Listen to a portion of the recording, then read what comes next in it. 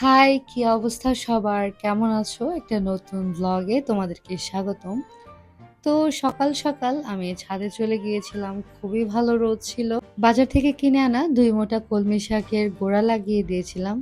আর সেখান থেকে এত শাক, আর মজার বিষয় হচ্ছে এর আগেও আমি একবার শাক খেয়ে ফেলেছি। আবার গোড়া থেকে বর্ষার পানি পেয়ে অনেক শাক হয়েছে।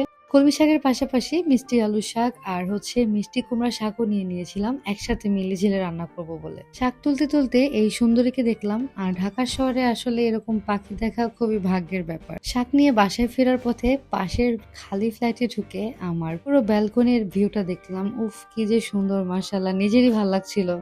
আচ্ছা, আমার পানিতে হওয়া কলমি শাক নিয়ে অনেকে এত কোয়ারিজ করেছে। এই গোড়াগুলো ১ মাস আগে পানিতে ভিজিয়ে রেখেছিলাম। প্রায় ২ দিন পর পর পানি চেঞ্জ করে দিচ্ছিলাম। আর এখানে এরকম গ্রোথ হয়েছে।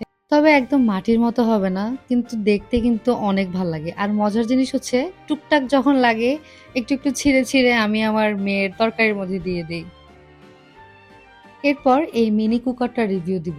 এটা কি যে ভালো, এটা আসলে তোমাদেরকে বলে বোঝানো যাবে না। তো ৬ মাস যাবত এটা সম্ভবত ইউজ করছি আমি। আমার যেহেতু সিলিন্ডারের চুলা, এটা আমার প্রতিদিন হাজারবার কাজে লাগছে। মানে টুকটাক কাজ, আমার মেয়ের জন্য রান্না, আমি একটু ডাল ভুনা করলাম, সব এটার মধ্যে করি। যাদের ছোট বেবি আছে কিংবা ছোটখাটো সংসার, তাদের জন্য কিন্তু এটা অনেক কাজে আসবে।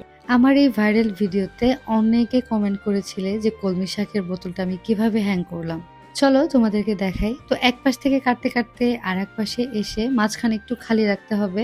এরপর প্রসেসটা তোমরা দেখে বুঝবে, মানে মাঝখানে একটা লম্বা জায়গার মতো থাকবে। বাকিটা কেটে কুটে জাস্ট এরকম একটা অবস্থায় আনতে হবে। এবার এই লম্বা অংশটা ভাঁজ করে পেছনে এনে এটার মাপে একটা রাউন্ড হোল করে নিতে হবে। আর এই তো হয়ে গেল। এটা কিন্তু অনেক কাজের। এটাতে খালি পানিতে গাছ না, চাইলে এর মধ্যে মাটি দিয়ে তোমরা যেকোনো ফুল গাছও লাগিয়ে গ্রিলে হ্যাং করতে পারো। আমি ছাদ থেকে আনা কলমি শাকের ডাঁটাগুলো আবার লাগিয়ে দেখো হ্যাং করে দিলাম।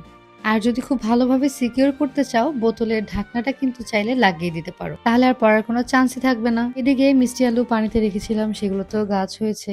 আর এর মধ্যে ভয়ঙ্কর বৃষ্টি শুরু। আর বৃষ্টি দেখে আমি এক দৌড়ে ছাদে, কারণ বৃষ্টি মানে অনেক ফুল ঝরে পড়বে। আর ঝরা ফুল নিয়ে আমি অনেকগুলো শুট করতে পারবো। আর এই সময়ের ওয়েদারের কথা কি বা বলবো।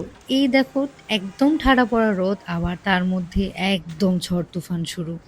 বৃষ্টির দিনে আমার ঘরের মধ্যে আলো জ্বালাতে এত ভালো লাগে। আমার এই বড় মনস্টারাকে তো তোমরা কম বেশি সবাই চিনো, সে ২টা বেবি দিচ্ছে দেখো। তবে এবারের পাতাগুলো তো ছোট কেন হলো জানি না, কিন্তু আমি না আরেকটা ছোট মনস্টারা কিনছি। বিশ্বাস করো, আমার পুরো হার্ট ব্রোকেন হয়ে গেছে, কারণ এটা এত ছোট সাইজ। আসলে অনলাইনে একটা জিনিস দেখেই কিন্তু পরে আনার পরে দেখি যে আরেক রকম। এটার মিডিয়া আর পট সাইজ আমার কিছুই ভালো লাগে নাই, তাই আমি মনস্টারের জন্য আলাদা মিডিয়া কিনে এরকম একটা সুন্দর পটে দিয়ে দিয়েছি। আর এখন যে কোনো গাছকে রিপোর্টিং করার জন্য একদম পারফেক্ট টাইম। এই যে দেখো, দাদি মায়ের সাথে তার নাতি নাতি বললেও আসলে কম, এটা এত মিনি সাইজ। এটা পারফেক্ট টাইম ইনডোর প্ল্যান্টের প্রপাগেশনের জন্য। আমার এই নিয়ন পথসটা মাশাল্লাহ অনেক বুশি হয়েছে। আর এইসব প্ল্যান্ট যত কাটবে তত বুশি হবে, এটাই হচ্ছে মেইন মন্ত্র। তোমরা যারা একসাথে অনেকগুলো চারা করতে চাও, প্রত্যেকটা নোডের মাঝখান বরাবর কাট করে তোমরা আলাদা আলাদা চারা করতে পারবে। আমার আসলে এতগুলো চারার দরকার নেই, তাই আমি সব একসাথে বেঁধে বুধে একটা গ্লাস জারে বসিয়ে দিয়েছি। আলো পায় অবশ্যই এমন জায়গায় রাখতে হবে, না হলে কিন্তু গোড়া পচে যাবে। আর আমার এইটা দেখো, আমি সেই কবে রেখেছি, মাশাল্লাহ বড় হতে হতে অনেক বড় হয়ে গিয়েছে পানির মধ্যেই। এদিকে বৃষ্টি থামারও কোনো নামগন্ধ নেই।